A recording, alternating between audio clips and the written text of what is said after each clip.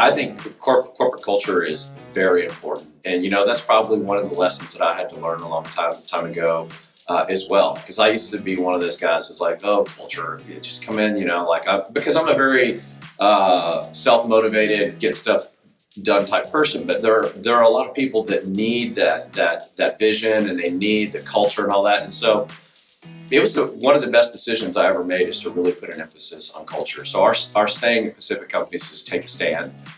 So the A in a stand is having an attitude, positive attitude. The S is for a sense of urgency. The T is for teamwork. The A is for accountability. The N is no drama, or save the drama for your mama, as we say.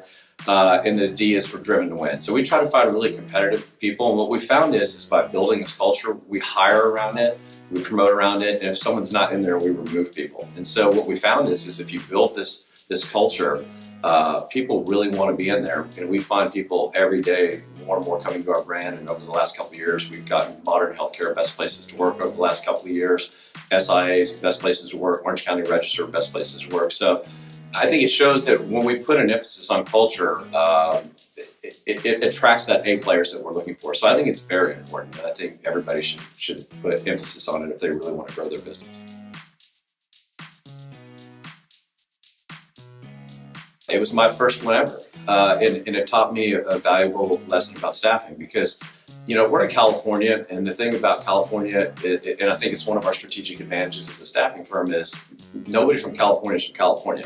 I'm from Texas, I live there. I mean, we have people from Chicago or Wisconsin or New York or Florida. And so my first search I ever had was in Bismarck, North Dakota, and it was for an orthopedic spine surgeon. And I remember thinking, as a guy who grew up in Houston, Texas, like, what's in North Dakota? That sounds cold and not a great place to be. But I learned very early at a young age that, and I'm thankful that I had a more challenging place to recruit to.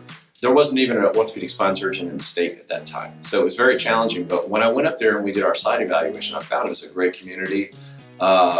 And I was able to get 3 spine surgeons to interview 2 wanted the job, and I placed the guy, and he's been there for 20 years. He's still there. So it was memorable because, one, it was my first placement, but also I'm thankful that it was in a more challenging location, a challenging specialty, because it made it, when I had it in some of the metro areas, a little bit easier for me.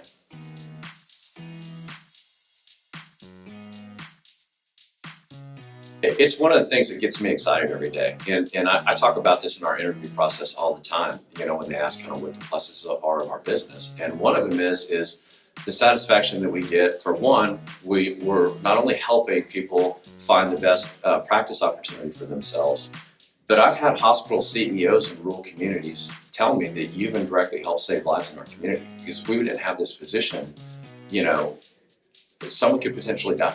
Or we could lose our certification in the ED or what have you. And so I think that that's rewarding, that we help a lot of places that really need our help. For example, we had a search in Bethel, Alaska, which, it's a remote village in Alaska, and they were having a really tough time. They had spent over $250,000 in search fees and got nothing. We came in there and filled 2 of them in 90 days. And so that felt just really good. And they were so appreciative that, one, they didn't spend all this money that they had on the previous search terms. 2, we found them somebody to be there and really help their population. So I think for physician staffing, you really get that feeling, because you really are helping save lives, essentially.